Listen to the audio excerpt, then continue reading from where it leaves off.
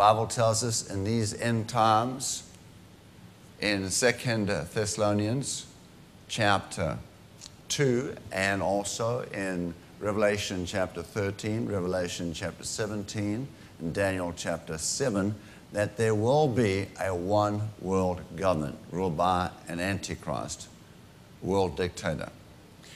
Jesus tells us in Matthew chapter 24, as it was in the days of Noah, so shall it be in these last days when he returns.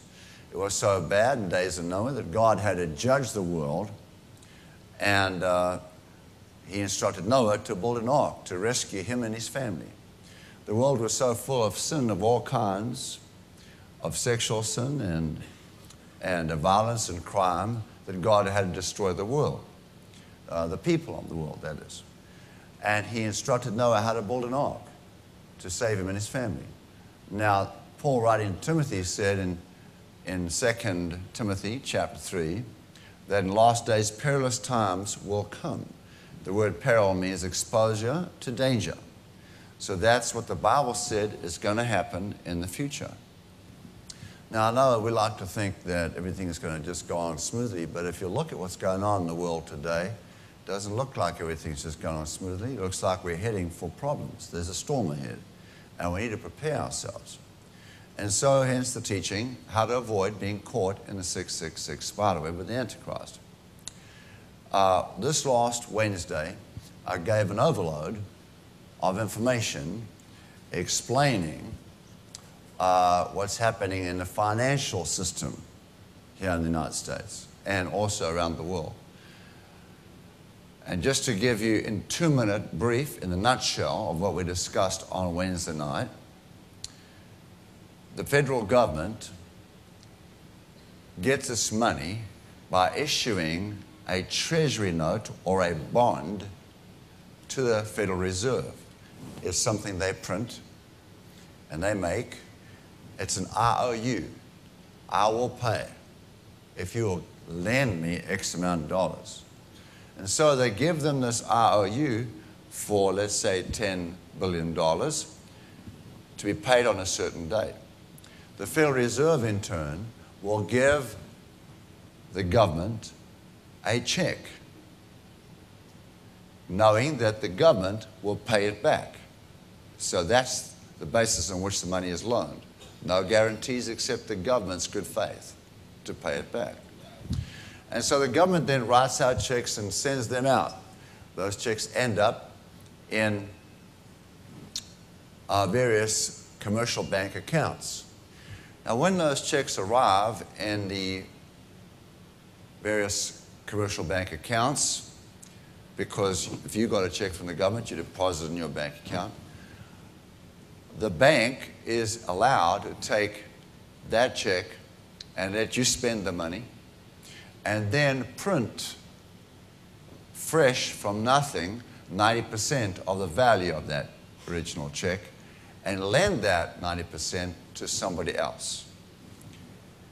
And then when that money is lent to that person, they will use it and write checks out and go back to commercial banks.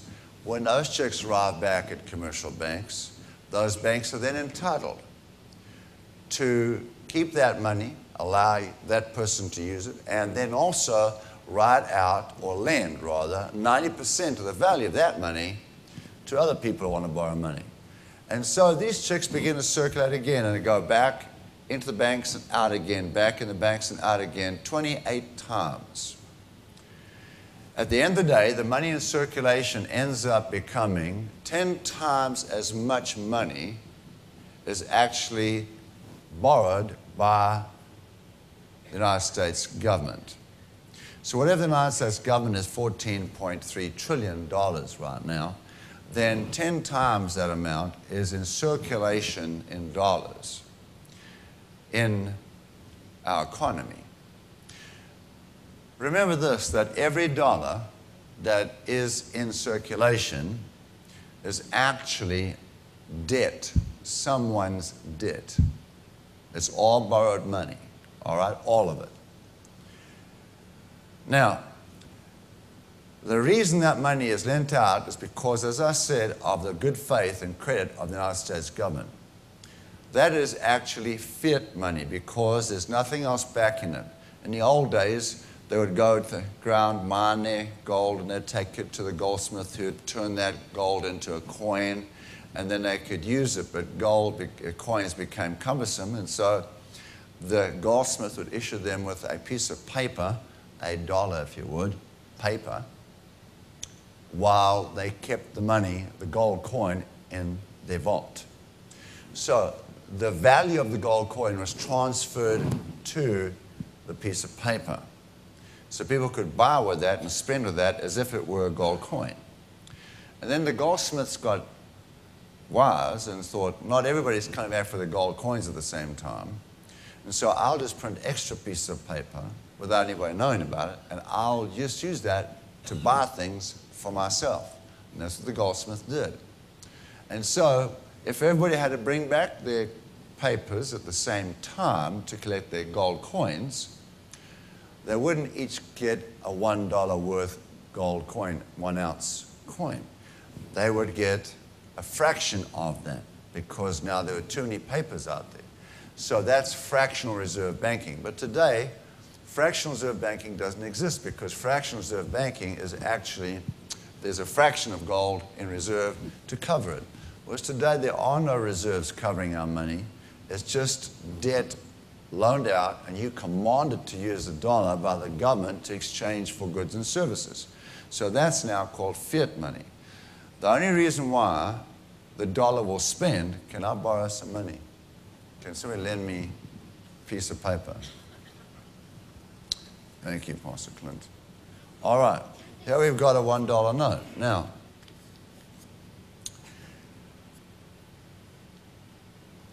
the only reason why this will work and you'll take it is because you know the United States government is backing it. All right? If the government loses its credibility, then this will be worth nothing. Correct? Because there's no gold that you could take this to the bank and get gold for it. Right? So this is really worthless except for the credibility of the United States government. Well, how credible is the government right now? Well, the government is in $14.3 trillion debt. And to actually pay the interest, it doesn't pay the principal, the debt is increasing, it's gone up. In the last 3.5 years, the debt has gone up $5 trillion. You with me? And the budget, the president's budget for this year is further debt by $1.6 trillion this year. In other words, he's spending $3.5 trillion and when he got $2 trillion. Does that make sense? This year. Now, to pay our interest, we are actually borrowing 40 cents for every dollar the government spends. So that would be like you trying to pay your mortgage, just the interest on your mortgage, and you can't do it. You don't have enough money, so you get your credit card out and you borrow 40 cents of every dollar from your credit card to run your home and pay the interest only on your mortgage. So eventually there's going to come a time when the credit card company says you can't borrow any more money.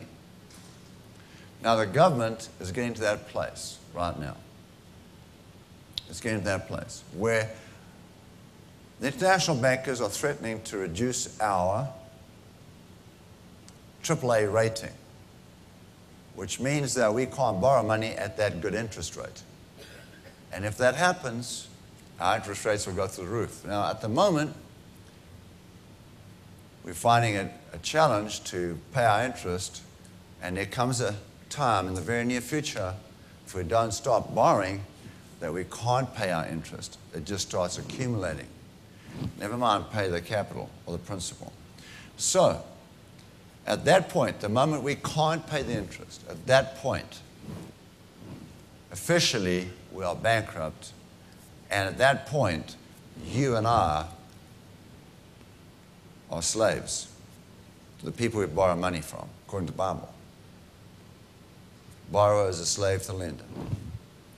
So we're getting very close to that point right now because each taxpayer in America is in debt right now to the tune of about $130,000.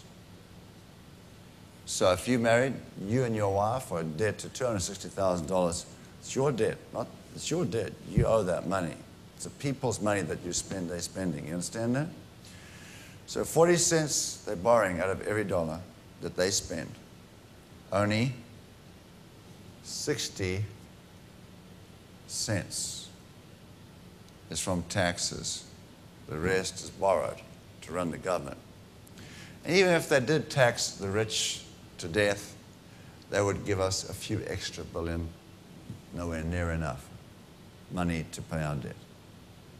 Nowhere near enough. You got it? We're in trouble. So this dollar is losing its value. Now what are we going to do about that? Because you could wake up in the morning, stock market could crash, you could see that the international banks don't want to accept our money. They're looking for another currency as a world currency, not the dollar. What are we going to do? It's going to crash. If they pay the debt off, money removes from circulation, goes back and disappears. You understand that? We'll all starve. If they don't pay their debt off, become slaves.